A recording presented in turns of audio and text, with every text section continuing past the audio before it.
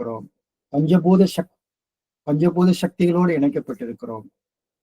ஆகவே ஒரு தொகுத்து உணர்வோடு நாம இயங்கிக் கொண்டிருக்கிறதுனால நாம செய்யக்கூடிய ஒவ்வொரு செயலும் அது பிறரிடம் அது வெளிப்பாடுகளாக ஒரு பாதிப்பை ஒரு நல்ல விதமாகவோ தீய விதமாகவோ ஏதோ ஒரு வகையில நாம் செய்யக்கூடிய ஒவ்வொரு கர்மாவும் ஒவ்வொரு செயலும் அது நம்ம உடலிலும் சில பாதிப்புகளை சில நன்மைகளை கொடுக்கலாம், சமுதாயத்துக்கும் சில பாதிப்புகளை ஏற்படுத்தி கொடுக்கும். நல்ல விதமாகவோ தீய விதமாகவோ, இயற்கைக்கோ நல்ல விதமாகவோ தீய விதமாகவோ ஒவ்வொரு மனிதனுடைய செயல்கள் அமைந்திருக்கின்றன.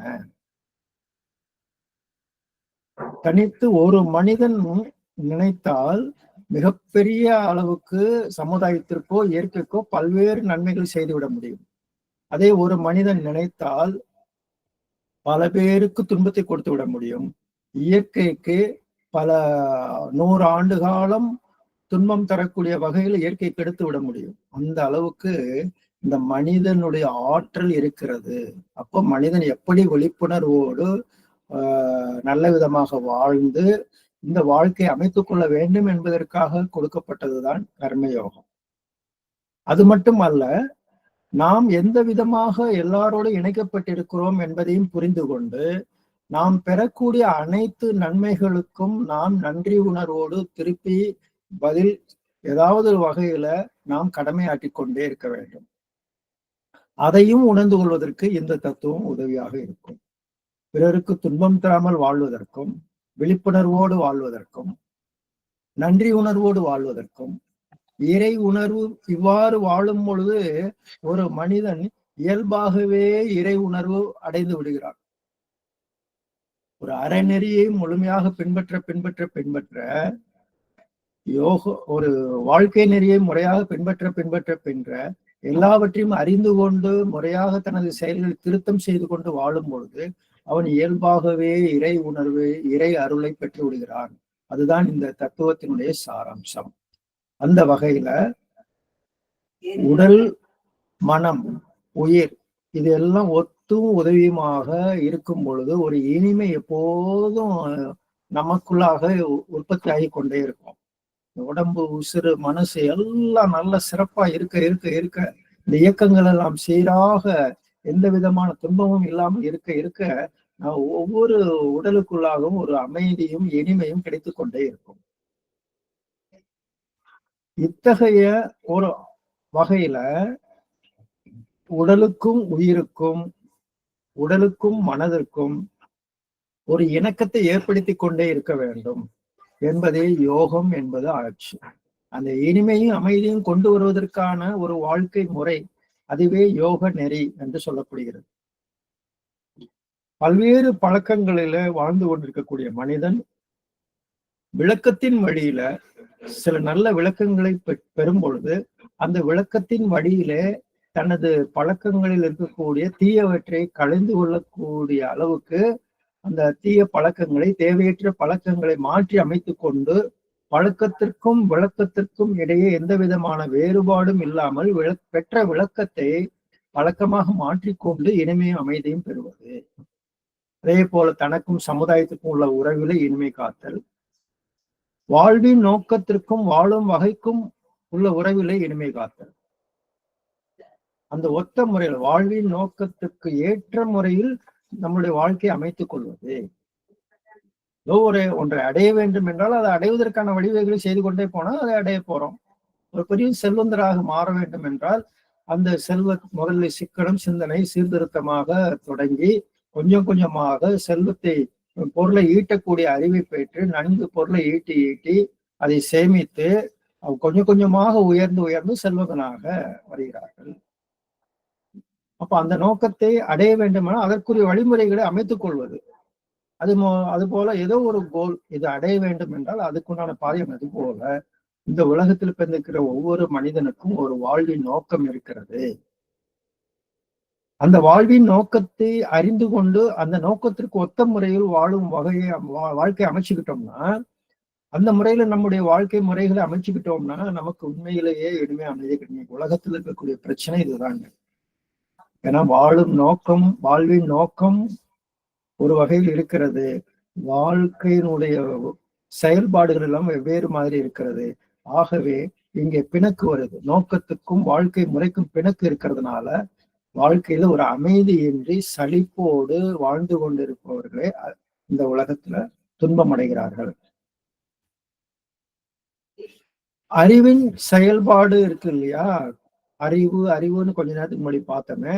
அந்த அறிவு சதா ஒரு இயக்கத்தில் பலவிதமான செயல்களை செய்ய வைத்து தூண்டிக் கொண்டே இருக்கிறது. அந்த அறிவின் செயல்பாடுகள் இயற்கை நீதிகளுக்கு ஒத்துப்போக வேண்டும். செயலை நாம் செய்கிறோம், விளைவை இயற்கை கொடுக்கிறது என்பதை தெரிந்து கொண்டு அந்த விளைவுக்கு தகுந்த அளவிலே நம்முடைய செயல்பாடுகளை அமைத்துக் கொள்ளும்போது வாழ்க்கையில் அறிவால் எந்த துன்பமும் அடையாமல் நாம் வாழ முடியும். இந்த வகையில கர்மம் என்றால் செயல். பொதுவா பாத்தீங்கன்னா நம்ம குடும்பத்துல எல்லாம் ஒருத்தர் திட்டுறதுக்கு கூட பயன்படுத்துவாங்க. என்ன கர்மமோ அப்படிம்பாங்க. கர்மம் என்றால் செயல். ஒரு தவறான செயலை செய்து விட்டால் என்ன கர்மமோ இப்படி செஞ்சுட்டு வந்து நிற்கிறான் அப்படின்னு சொல்லுவாங்க. என்ன அந்த வகையில அந்த கர்மம் என்ப வார்த்தை ஒரு செயலை குறிக்கிறது, ஒரு வினையை குறிக்கிறது. யோகம் என்றால் அறவாழ்வு. ஒரு அறநெறி சார்ந்த வாழ்க்கையைத்தான், ஒரு ஒழுங்கமைப்பான ஒரு வாழ்க்கை முறையைத்தான் யோகம் என்று சொல்கிறோம். அப்ப விளைவை தெரிந்து கொண்டு வினைகளை செயல்களை முறைப்படுத்தி அறநெறியோடு வாழக்கூடிய ஒரு தவ வாழ்வே கர்ம யோகம். மகரிஷி அவர்கள் ஒரு கர்ம யோகியாக வாழ்ந்தார். ஞானம் பெற்றவர்கள் எல்லாம் ஒரு கர்மயோகமாகவே கர்மயோகிகளாகவே வாழ்ந்திருக்கிறார்கள். இறை உணர்வை பெற்று விடுகிறார்கள். அப்புறம் இந்த தன்னுடைய வாழ்க்கை செயல்பாடுகளை ஒரு யோகமாகவே மாற்றிக்கொள்கிறார்கள். அவர்கள் ஒரு கர்மயோகியாகவே திகழ்கிறார்கள். அந்த வகையில ஆன்மீகம் தன்னுடைய இறுதி நிலை உணர்ந்தது சிவம், மலர்ந்தது அன்பும் கருணையும் என்று சொல்லப்படுகிறது. அந்த செயல்களை திருத்திக் கொள்வது, செயல்களை மாற்றிக்கொள்வது, செயல்களை முறைப்படுத்திக் கொள்வது, செயல்களை உயர்த்தி கொள்வது, அப்பொழுதுதான் ஒரு மனிதன் ஒரு கர்ம வீரராக மாறுகிறார். அப்ப அந்த இயல்பாகவே சிலருக்கு அந்த பண்புகள் அமைந்துவிடும். அது பிறப்பினுடைய ஆன்ற குடிப்பிறத்தல் என்று சொல்வார்கள். நல்ல குடிப்பிறத்தல், அவங்களுடைய பெற்றோர்கள் அந்த நல்ல காரியங்களிலேயே செய்து கொண்டு இருக்கும் பொழுது அந்த குடியில் வந்து பிறந்தவர்கள் இயல்பாகவே ஒரு கர்ம வீரராகவே வந்து விடுவார்கள். நல்ல யோக புருஷராகவே வர ஆரம்பிச்சிருவாங்க. சிறு வயதிலிருந்தே அவர்களுக்கு எந்த விதமான தவ பயிற்சியும் தனியாக தேவையில்லை. அவர்கள் இயல்பாகவே அவருடைய கர்மத்தை சரியாக செய்து கொண்டே இருப்பார்கள். இவங்க வெகு சிலர். பலர் தனது பழக்கத்திலிருந்து விளக்கத்திற்கு மாற்றி, அந்த விளக்கத்தின் வழியிலே பழக்கத்தை மாற்றி விளக்கத்தின் வழியில் அமைத்துக் கொள்ளும் பொழுது கர்மயோகத்திலே சிறந்து விளங்குகிறார்கள். தெரிந்து கொண்டோம், இதுக்கு முன்னாடி வாழ்ந்த வாழ்க்கை இத்தகைய பழக்க பதிவுகள் இருக்கின்றன, இது தேவையற்றது, அது தேவையற்றது, இது தேவையற்ற நிலையை உணர்ந்து கொள்கிறோம். உணர்ந்து கொண்ட பிறகு அதை மாற்றி அமைத்துக் கொள்கிறோம். அப்ப யோகம், கர்ம யோகம் என்றால் செயல்கள் கடமை. ஒரு கடமை அறம் என்று சொல்லப்படுகிறது. நமது செயல்களை, நமது கடமைகளை ஒரு அற வாழ்க்கை மூலமாக, அறநெறி மூலமாக அதை பின்பற்றி செய்வது. இதுல 2 தத்துவங்களை நமக்கு மகரிஷிக்கு சொல்றாங்க. ஒண்ணு நன்றி உணர்வு, இன்னொன்று விளைவறிந்த விழிப்பு நிலை. நன்றி உணர்வு என்பது நாம் இந்த சமுதாயத்திற்கு, இயற்கைக்கு நன்றி கூறிக்கொண்டே இருக்க வேண்டும். யாரு சமுதாயத்தால் யார் மூலமாக எந்த நன்மைகளை அடைந்து கொண்டிருக்கிறோமோ அங்கே அவர்களுக்கெல்லாம் நன்றி உணர்வோடு செயல்பட்டு கொண்டே இருக்க வேண்டும். விளைவறிந்த விழிப்பு நிலை, நம்மளுடைய செயல்களை பாவச் செயல்களாக மாற்றிக்கொள்ளாமல் எண்ணம் சொல் செயல்களில் விழிப்புணர்வு. அப்ப நன்றி உணர்வு என்ன? வந்த மூலத்தை மதித்து போற்றுவது. எங்கே தொடங்குகிறது நன்றி உணர்வு? இந்த உடலை கொடுத்தது யார்? இந்த உடம்பு இருக்குது. இந்த உடம்பு நாம காசு போட்டா வாங்கணும். இந்த உடம்பு இயற்கையால் கட்டப்பட்டிருக்கிறது. அப்ப இந்த தெய்வத்தால் கட்டப்பட்டிருக்கிறது. அந்த மூலத்தை, அந்த வந்த மூலத்தையே நாம் மதித்து வணங்குகிறோம். இறை உணர்வு, இறை வழிபாடு அப்படிதான் தொடங்கியது. நன்றி சொல்வதற்காக இறை வழிபாடு தொடங்கியது.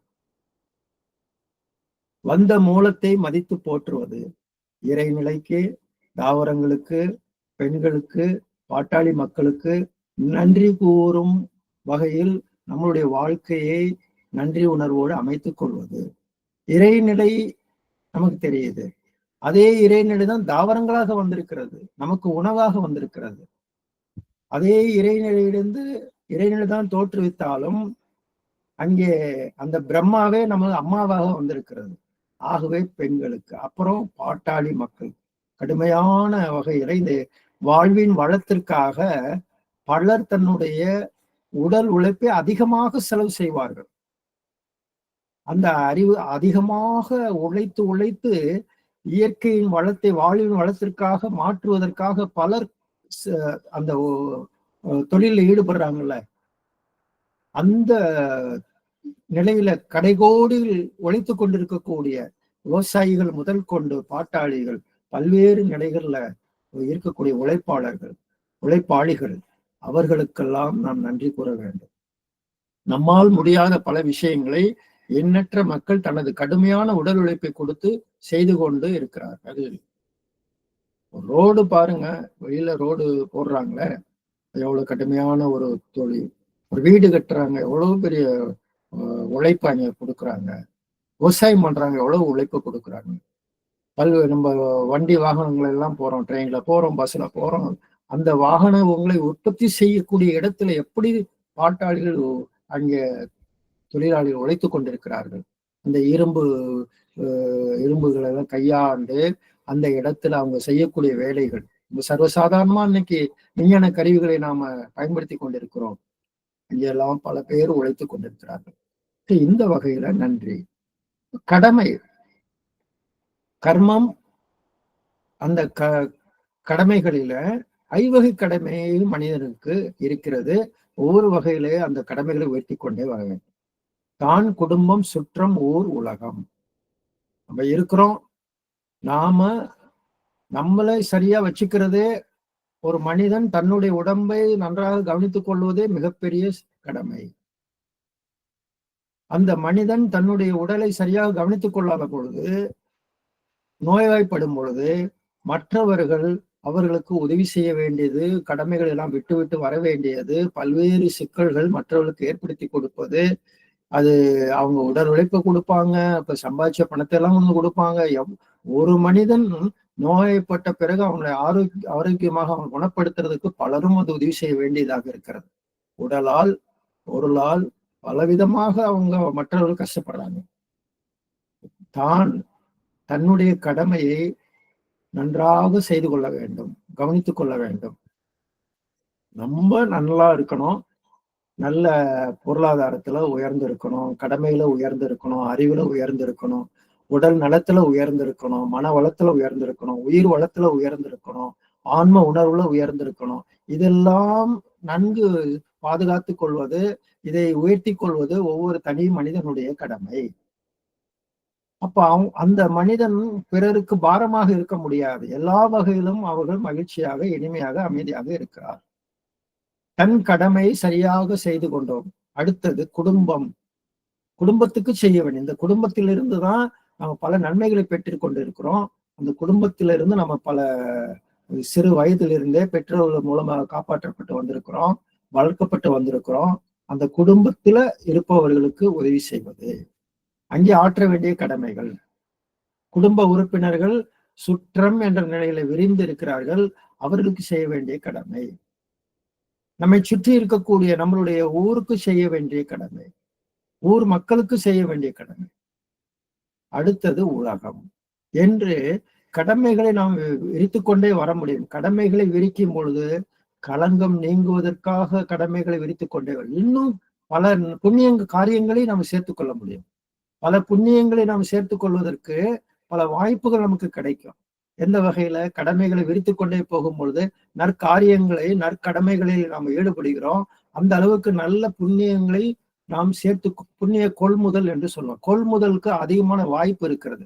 சிறு அளவில் நம்மளை மட்டும் கவனிச்சுட்டு இருக்கும்போது அங்கே பெரிய அளவுல நம்ம கடமைகளிலே உயரவில்லை. அங்கே புண்ணிய கொள்முதலுக்கு வாய்ப்பே இல்லை.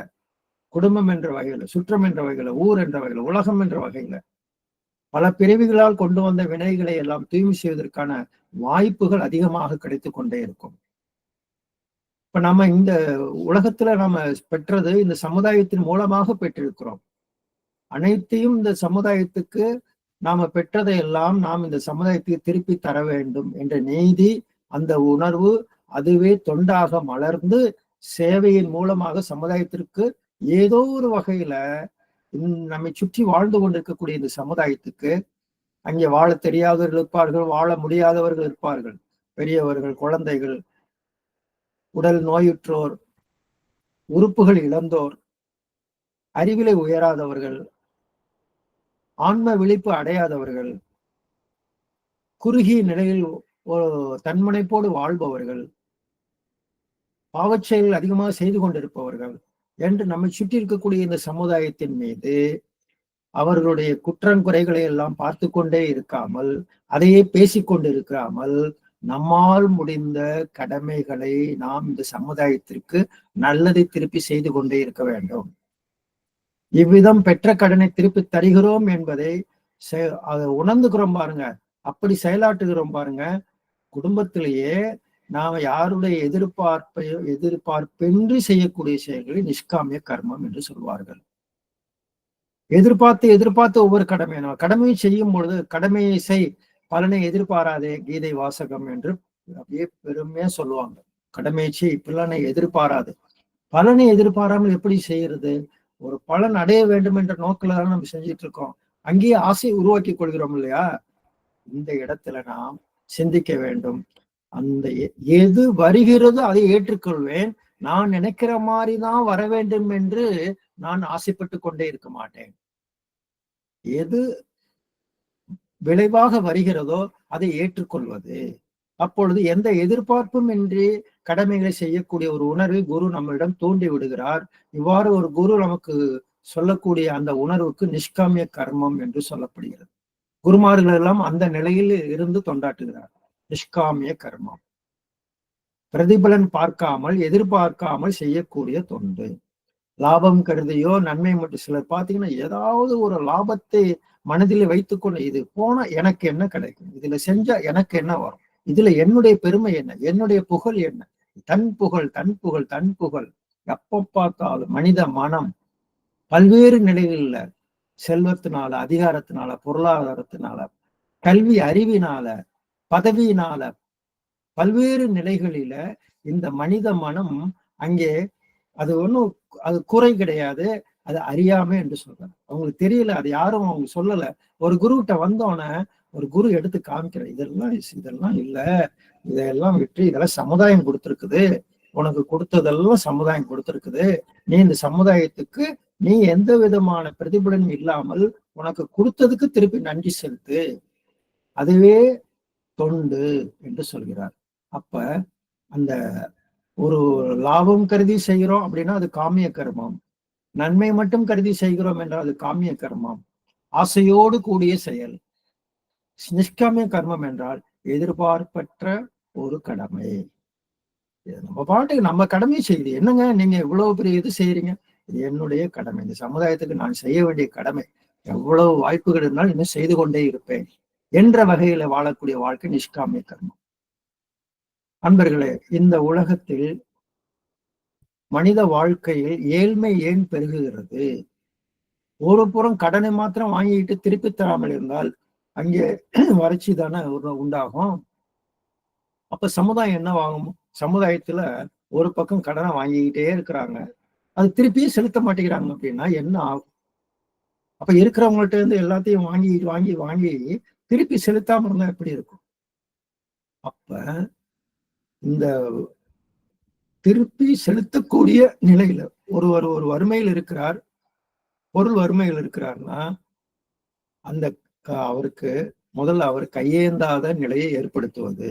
ஏன் அவருக்கு ஏதோ ஒரு பொருளை கொடுத்து அதை சமாதானப்படுத்தினால் திருப்பியும் அதை செலவு பண்ணிட்டு வர்றாங்க அப்படின்னா அங்கே அவர் அறிவுல தான் சில மாற்றங்கள் செய்ய வேண்டி இருக்கிறது.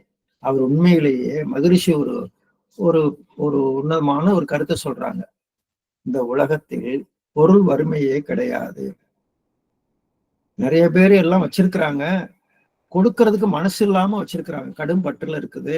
இன்னொரு பக்கம் இவங்களுக்கு அது போய் சேரவில்லை. இந்த அறிவின் வறுமைதான் ஏற்றத்தாழ்வுகளுக்கு காரணம் என்று சொல்றாரு. அறிவுல ஒரு மாற்றத்தை ஏற்படுத்தி விட்டோம் என்றால் இவர்கள் தன்னை உயர்த்தி கொள்வார்கள். வாழத் தெரியாம வாழ்ந்து கொண்டிருக்கிறார்கள். அந்த வாழத் தெரியாம வாழக்கூடிய அந்த நிலையில் இருந்து அவர்களுக்கு ஒரு மாற்றத்தை ஏற்படுத்தி கொடுப்பது. இந்த இந்த இந்த உடலும் உயிரும் சமுதாயத்தினுடைய சொத்தாக, நம்மளுடைய உடம்பு என்னுடைய உடம்புன்னு நம்ம நினைச்சிட்டு இருக்கிறோம். இது சமுதாயத்தினுடைய உடம்பு என்று மகான்கள் சொல்றாங்க. சமுதாயத்தினால் ஆக்கப்பட்ட உடம்பு, அதனால வளர்க்கப்பட்ட அறிவு, நீ உன்னுடைய உடம்புன்னு நினைச்சிட்டு இருக்கிற, இது சமுதாயத்தினுடைய சொத்து. ஆகவே நல்ல முறையில் இந்த உடலையும் உள்ளத்தையும் வைத்துக் கொண்டால் நம்முடைய தொண்டு உலகத்திற்கு சேரும். இந்த உடம்பை வச்சுக்கிட்டு தானே எல்லா காரியங்களும் நம்ம செய்யறோம். நல்ல முறையில வச்சுக்கிட்டோம்னா 4 பேருக்கு பயனுள்ளவைகள் நாம் கடமையாற்ற முடியும். ஆகவே சமுதாய சொத்தாக இருக்கக்கூடிய இந்த உடலை பேணுவதே உண்மையான முதல் கடமையாக இருக்கிறது. இன்னொரு விஷயம் பாத்தீங்கன்னா, இல்லறம் துறவரம். இல்லறம் துறவரம். இந்த வாழ்க்கையினுடைய மதிப்பு தெரியாதவர்கள் ஏதோ ஒரு குருவை போய் அடைய வேண்டும், அவர்கிட்ட இருந்து என்னுடைய வாழ்க்கை பிரச்சனைகளை முடித்துக் கொள்ள வேண்டும், நான் அதை போய் கடவுளை தெரிஞ்சுக்க போறேன், அங்கே போய் என்னை தூய்மைப்படுத்திக்க போறேன், துறவரம் எல்லாத்தையும் திறந்துட்டு போறேன்னு சொல்லுவாங்க. ஆனா கர்மயோகத்தினுடைய ஒரு இலக்கு என்னன்னா, இல்லறத்தில் இருந்து கொண்டே கடமை ஆற்றும் பொழுது தனியா துறவரத்துல போய் பெற வேண்டியது ஒன்றும் இல்லை என்று சொல்றாங்க. அறத்தாற்றின் இல்வாழ்க்கை ஆற்றேன், புறத்தாற்றின் போய் பெறுவது. அங்கே போய் திறந்துட்டு போய் எதுவும் பெற வேண்டியது இல்லை. அங்கே போனாலும் ஒரு குரு என்ன சொல்லிடுவாரு, நீ எல்லாம் இந்த இறை உணர்வு தெரிஞ்சுக்க சமுதாயத்துக்கு போய் நிறைய கடமைகளை செய் என்று மீண்டும் இங்கேதான் அனுப்புறாரு. அந்த வாய்ப்பு ஏற்கனவே குடும்பத்தாருக்கு இருக்கிறது. குடும்பத்தில் இருந்து கொண்டு நம் நல்ல முறையிலே பொருளை ஈட்டுவதற்கு நல்ல ஒரு துறையை தேர்ந்தெடுத்து கொண்டு பொருளை ஈட்டி நம்மால் முடிந்த அளவுக்கு உடலால, பொருளால, அறிவால இந்த சமுதாயத்துக்கு தொண்டாற்ற முடியும். ஒருபடி உணவில் உலக ஒற்றுமையை கண்டிட உழைப்பினால் பதில் உலகுக்கு தந்திட. எவ்வளவோ பேரு நம்மளுடைய சாப்பாட்டுக்காக உழைத்து கொண்டிருக்கிறார்கள். இப்படி உணவை எடுத்துக்கிட்டு சிந்திச்சு பார்த்தோம்னா எவ்வளவு பேர் உழைப்பு இருக்கிறது. ஆகவே பதில் ஏதாவது ஒரு வகையில நம்ம சாப்பிடுற உணவுக்காக பதில் இந்த உலகத்துக்கு நம்ம ஏதாவது செய்யணும். யாராரோ உழைச்சு நம்ம கையில இந்த உணவு இருக்கிறது. ஒரு பிடி உணவு எடுத்துக்கிட்டோம்னா, சாப்பாடு கையில வந்திருக்குதுன்னா அது சமைச்சவங்க, அது கடையில போய் வாங்கினவங்க, கடையில வித்தவங்க, அந்த பொருளை ஏற்றி கொண்டு வந்தவங்க, அங்கே உழைத்த உழைப்பு, அங்கே விவசாயி வரைக்கும் கடைசியில போய் நிக்குது. எவ்வளோ பேரு, ஆயிரக்கணக்கான பேர் உழைத்த உழைப்பினுடைய ஒரு விளைவுதான் நாம இப்ப உட்கார்ந்து சாப்பிடுற சாப்பாடு. நாம இதை அரிசியை நாம உருவாக்கல, உளுந்து உருவாக்கல, பலவிதமான பொருட்களை நாம் உருவாக்கல. எல்லாம் பலரும் உழைத்து அந்த பொருளை உற்பத்தி செய்து பதிலுக்கு நாம ஏதோ பணத்தை கொடுக்கிறோம். பணத்தை கொடுக்கிறேனே அப்படின்னு நினைச்சிடாதீங்க. பணம் என்பது உழைப்பினுடைய அடையாளம். ஏதோ இந்த வகையில நாம் நன்றி உணர்வோடு நம்ம அங்கே போய் என்ன செய்ய முடியும்? நன்றி உணர்வோடு நம்ம அவங்களை வணங்குவது. அது மட்டுமல்ல, நாமும் ஏதாவது, அவங்கெல்லாம் ஒரு உழைப்பை கொடுத்து ஒரு பொருளை உருவாக்குறாங்க, நாம எந்த உழைப்பையும் கொடுக்காம ஒரு பணத்தை வச்சுக்கிட்டு நம்ம செய்யறோம் அப்படிங்கிறது இல்லை. அங்கே ஒரு கொஞ்சம் பணம் சேர்ந்துச்சுன்னா ஒரு செல்வந்தர்களை பாத்தீங்கன்னா அந்த பணத்தை வச்சுக்கிட்டே வாழ்றது, எந்த உழைப்பும் கொடுக்காம இருக்கிறது. அவர்களால் பல உழைப்பு இந்த சமயத்துக்கு கொடுக்க முடியும். அந்த வகையில ஒதுங்கி விடுகிறார்கள் பலர். அந்த சமுதாயத்தின் மீது பணமே வாழ்க்கை, பணத்தை வச்சுக்கிட்டு எல்லாத்தையும் பெற்று நம்ம அனுபவிக்கலாம். யாரையும் மதிப்பது கிடையாது. இந்த நன்றி உணர்வே இல்லாமல் வாழக்கூடியவர்கள் எவ்வளவோ பேர் இருக்கிறார்கள். அதையெல்லாம் மாறும் பொழுது இந்த சமுதாயத்தில் ஏற்றத்தாழ்வுகள் இருக்காது. இதையெல்லாம் சொல்ல மக்களை வழிநடத்தப்பட்ட, மக்களை ஒழுங்குபடுத்தப்பட்டது, மக்களை ஒரு நிலைக்கு கொண்டு வந்ததுதான் மதங்களினுடைய அடிப்படை. மத குருமார்கள், எல்லா குருமார்களும் இப்படிதான் கொஞ்சம் கொஞ்சமாக சீர்திருத்தங்களை, வாழ்வின் சீர்திருத்தங்களை சொல்லிக்கொண்டே வந்தார்கள். அவர்களுக்கு பின்னாடி அது ஒரு மதமாக மாறிவிட்டது.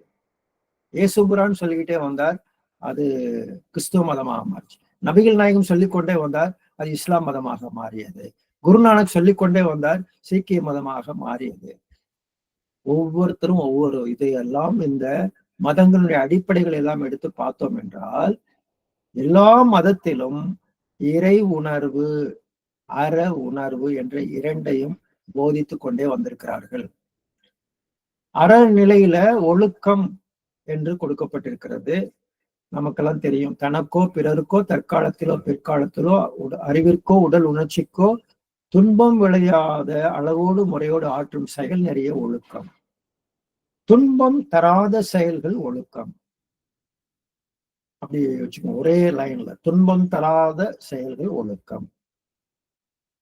இந்த இடத்தில் ஒரு மனிதன் தன்னளவில் ஒரு ஒழுங்குபடுத்தப்படுகிறான். அடுத்து கடமை என்று வரும் பொழுது அவனுக்கும் நன்மையை செய்து கொள்கிறான், பிறருக்கும் நன்மையை செய்து கொள்கிறான். அப்ப சமுதாயத்திற்கு என்ற அளவில அவனுடைய கடமை விரிகிறது. அங்கே தனக்கும் பிறருக்கும் 2 பேருக்கு நன்மை கிடைக்கிறது. ஒழுக்கம் என்ற வகையிலே ஒருவருக்கு நன்மை கிடைக்கிறது, கடமை என்ற வகையில இருவருக்கு நன்மை கிடைக்கிறது, 2 தரப்பாருக்கு நன்மை கிடைக்கிறது. ஈகை என்று வரும் பொழுது அது மற்றவர்களுக்கு எல்லாருக்கும் நன்மை, ஒரு மனிதனால் மற்ற பிற மனிதர்கள் அனைவருக்கும் நன்மை கிடைக்கிறது. இயலாதவர்களுக்கு இயன்ற உதவி செய்யும் முறையே ஈகை என்று சொல்லப்படுகிறது. துன்பப்படுவர்களுக்கு என்னால் முடிந்த உதவிகளை செய்து வாழ்வேன், ஈகை. சரி, இப்ப இறை உணர்வு, அறநெறி இதெல்லாம் பார்த்தோம். கடமை என்று வரும் பொழுது கடமைகளை செய், விளைவை எதிர்பாராதே.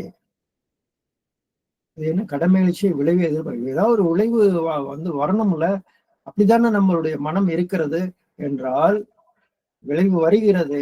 அந்த விளைவு எப்படி வருகிறது? செயலுக்கு ஏற்றதான் விளைவு வரும்.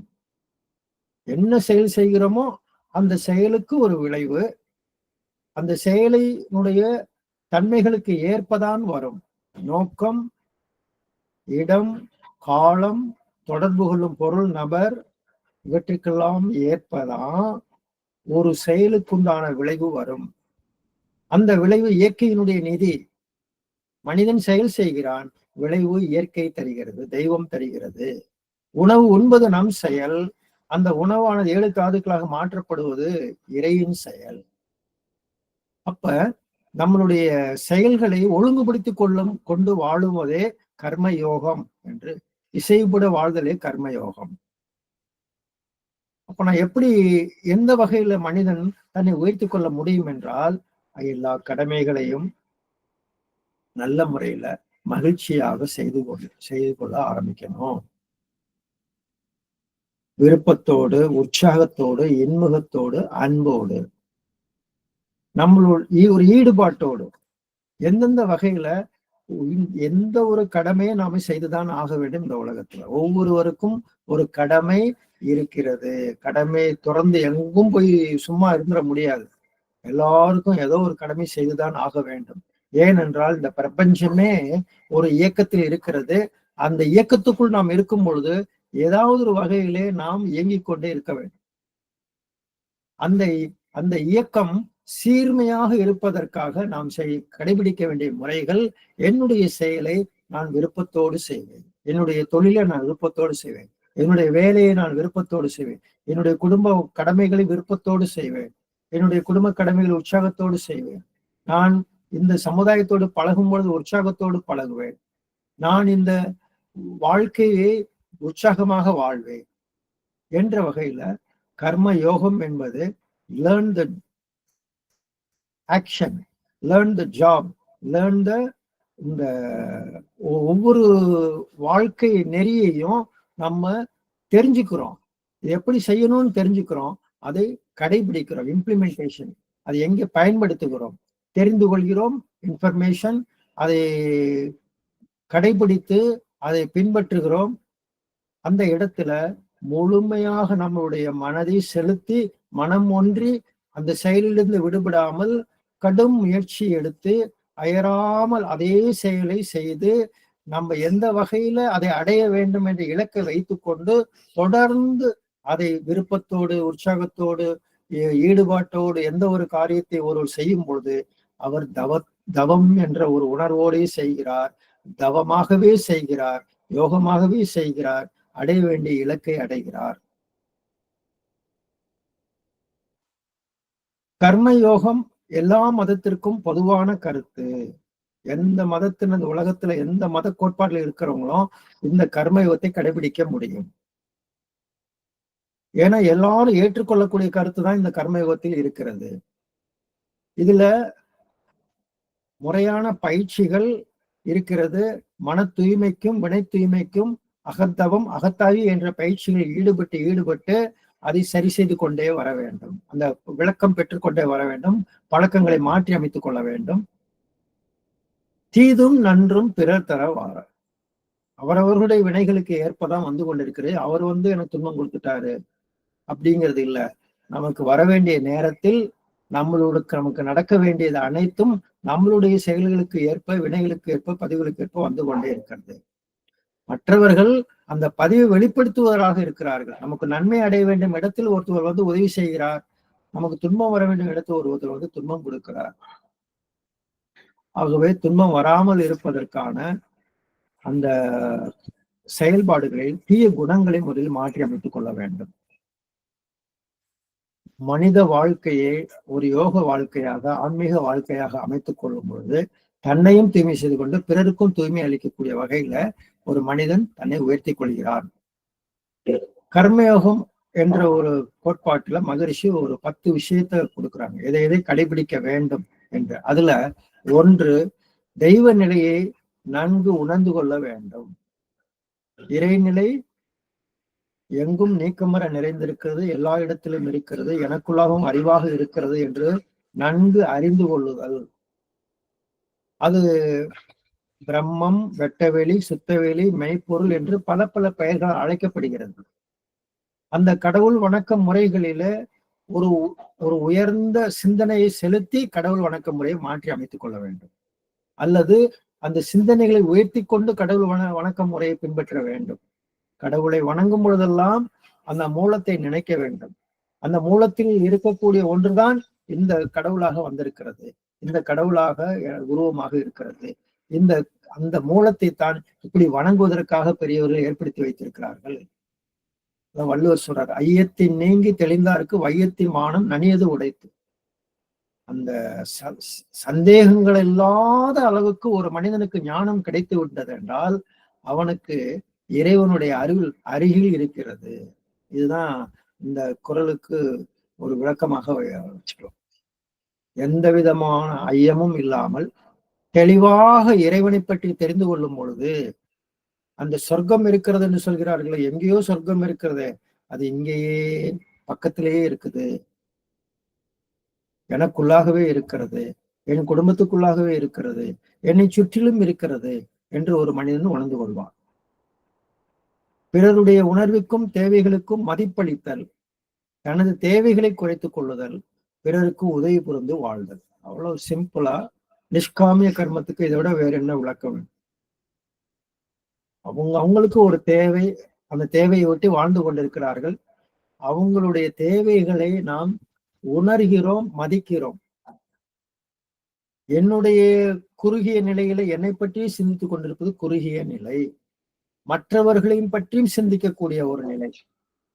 நம்மளுடைய தேவைகளை மற்றவர்களுக்கு உரிய வகையில வாழும் முறையை அறிந்து கொண்டு நமது தேவைகளை எந்த அளவுக்கு குறைத்துக் கொள்ள முடியுமோ குறைத்துக் கொண்டு பிறருக்கு உதவி புரிந்து வாழ்தல். இதெல்லாம் இந்த ஒரு அருள் தொண்டர்கள், நிஷ்காமிய கடமையில் ஈடுபடுபவர்களுடைய மனதினுடைய நிலை. அந்த மனதினுடைய நிலைகளில் கொஞ்சம் கொஞ்சமாக எப்படி உயர்ந்து கொண்டே வருவது, எப்படி இனிமே அமைதியை அனுபவிப்பது, அதுக்கு அருள் தந்தை கூறும் ஒரு 10 நெறிகள். அன்னை, தந்தை, குரு, ஆட்சி தலைவர், தெய்வம் ஆகிய 5வரையும் மதித்து வாழ்தல். அம்மா அப்பா குரு என்ற நிலையில யாரெல்லாம் நமக்கு அறிவை மேம்படுத்தி கொடுத்து கொண்டே இருக்கிறார்களோ, ஆன்மாவை பற்றியும் இறைவனை பற்றியும் நமக்கு விளக்குகிறார்களோ, அவர்களை எல்லாரையும் மதித்தல். ஆட்சி தலைவர் என்ற நிலையில அரசாங்க சட்டதிட்டங்களை மதித்தல். தெய்வம் என்ற நிலையில இயற்கையை மதித்தல், இந்த உடல் இயக்கத்தை மதித்தல், எல்லாருடைய உடலும் இறைவனுடைய ஒரு கோயிலாக இருக்கிறது என்பதை மதித்து யாருக்கும் துன்பம் தராமல் வாழ்தல். இதெல்லாம் தெய்வத்தை மதித்து வாழ்தல் என்று சொல்லப்படுகிறது. அடுத்தது, அந்த இறைநிலை எங்கும் உள்ளது, எனது அறிவுக்கு உள்ளாகவும் அறிவின் சொரூபமாகவும் தெய்வம் இருக்கிறது என்பதை உணர்ந்து கொள்ளுதல். எண்ணம் சொல் செயல் இவற்றால் துன்பம் செய்யாது விழிப்போடு இருத்தல். உணவு, உழைப்பு, ஓய்வு, பாலுறவு, எண்ணம் ஆகிய 5 அளவு முறை காத்தல். ஒழுக்கம், கடமை, ஈகை ஆகிய 3 இணைந்த அறநெறி வாழ்க்கை அமைத்துக் கொள்வது. தான், குடும்பம், சுற்றம், ஊர், உலகம் என்ற 5 கடமைகளை செய்தல். சமுதாயத்தில் ஆன்மீக அறிவு பெறவும் உலக அமைதி பெறவும் தொண்டு செய்தல். எத்தனையோ தொண்டுகள் இருக்கின்றன. எந்த ஒன்று நம்ம இந்த சமுதாயத்துக்கு ஒரு தொண்டாக செய்யும் பொழுது மற்ற அனைத்தையும் விட சிறப்பானதோ அந்த ஒன்றுதான் இந்த ஆன்மீக அறிவை பிறருக்கு கொடுக்கக்கூடிய ஒரு தொண்டு. இது ஒன்றினால் மட்டுமே ஒரு மனிதன் முழுமை பெற முடியும். தொடர்ந்து அந்த கீழான நிலையிலிருந்து மேல்நிலைக்கு அவர்களால உயர முடியும். பெண் குலத்தை நன்றி உணர்வோடு மதித்தல். வருமானத்தில் 1% பிற நிலத்திற்காக செலவிடுதல். ஆன்மா தூய்மை பெற அகத்தவம், அகநோக்கு பயிற்சி செய்தல். 10 விஷயம் எளிமையான பின்பற்றக்கூடிய இந்த 10 கடமைகளை மகரிஷி அவர்கள் ஒரு நெறிகளாக பின்பற்ற சொல்றாங்க. மனவள கலைஞர்கள் எல்லாருக்கும் இதெல்லாம் நம்ம பயிற்சி எடுத்திருக்கிறோம். அந்த ஒவ்வொரு பயிற்சியையும் தொகுத்து அந்த அகத்தாய்வு பாடங்களை எல்லாம் தொகுத்து கர்மயோக நெறிகளாக கொடுக்கப்பட்டிருக்கிறது. இதைத்தான் நமது அருள் தந்தை அவர்கள் அந்த வாழ்க்கை முறையை வாழ்ந்து காமிச்சிருக்கிறாங்க. என் ஜனனம் என் மரணம் இரண்டையும் நான் அறியேன் என்று சொல்லி ஐவக கடமைகளை ஆற்றி மகிழ்ந்தார். சமுதாயத்துக்கு தன்னை அர்ப்பணித்துக் கொண்டார், தொண்டாற்றினார், உலக அமைதிக்காக தொண்டாற்றினார். உலக அமைதி எப்படி கிடைக்கும்? தனி மனித அமைதியை பெற்றால் மட்டுமே கிடைக்கும் என்பதை உணர்ந்து தனி மனிதர்களுக்கு பயிற்சியை அளித்துக் கொண்டே வந்தார். ஒவ்வொரு தனி மனிதனுக்கும் ஒரு ஞானத்துக்கு உதவி செய்து கொண்டே இருந்தார். ஒரு உலக சமுதாய சேவா சங்கம் என்ற ஒரு அமைப்பை, விரிந்த பரந்த ஒரு அமைப்பை உருவாக்கி தோற்றுவித்து தொண்டாற்றினார். ஞான ஆசிரியர்களை உருவாக்கி சமுதாயத்துக்கு அர்ப்பணித்துக் கொண்டே இருந்தார். இளைய சமுதாயத்திற்கு சேவை மனப்பான்மையை ஊக்குவித்தார். மனித பற்று என்பது இன்றைக்கு குறைஞ்சு போய் ஜாதி, மதம், இனம், மொழி, தேசம் இந்த பற்றுதான் மனித மனம் இதைத்தான் அதிகமா பேசிக்கொண்டிருக்கிறதை ஒழிய மனிதர்கள் மீது மனிதர்களுக்கு ஒரு அன்பும் கருணையும் ஈடுபாடு கொண்டு உற்சாகத்தோடு மகிழ்ச்சியோடு ஒருவருக்கு ஒருவர் இணக்கமாக வாழக்கூடிய மனித நேயம் என்று சொல்லக்கூடிய பற்று குறைந்து கொண்டே வருகிறது. இன்னைக்கு தேவை மனித நேயம் மட்டுமே. அந்த வகையில மகரிஷி ஒரு கருத்து சொல்லுவாங்க, குற்றவாளி பாவி என்று யாரும் இல்லை உலகிலே. மனித நேயத்தோடு இந்த உலகத்தை பார்த்தோம் என்றால் யாரையும் குறை சொல்ல முடியாது, யாரிடமும் குற்றம் கண்டுபிடிக்க முடியாது. ஏதோ குற்றம் செய்தாலும் அந்த குற்றம் செய்வதற்கு வேண்டிய சூழ்நிலையை இந்த சமுதாயம் வைத்திருக்கிறது, இன்னமும் வைத்திருக்கிறது. அதனாலேயே அந்த மனிதன் அந்த குற்றத்தை செய்து விடுகிறான். குறைகளுக்கு காரணமோ பழைய சமுதாயம். இந்த சமுதாயமே அதுக்கு பொறுப்பேற்றுக் கொள்ள வேண்டும் என்று சொல்கிறார். கட்டிடுவோம் புதிய கல்வி. அப்படியே பொறுப்பேற்றுக்கிட்டு அப்படியே பார்த்துக்கிட்டே இருக்கிறதா? அவங்களுக்கு உதவிக்கிட்டே இருக்கிறதா? இனி அவங்க குற்றம் புரியாம இருக்கணுமே, அதுக்கு என்ன செய்யணும்? கட்டிடுவோம் புதிய கல்வி கருத்துயர்த்தி மேலாம். கடமைகளை சிந்தித்தே செயலாற்றி ஓய்வோம்.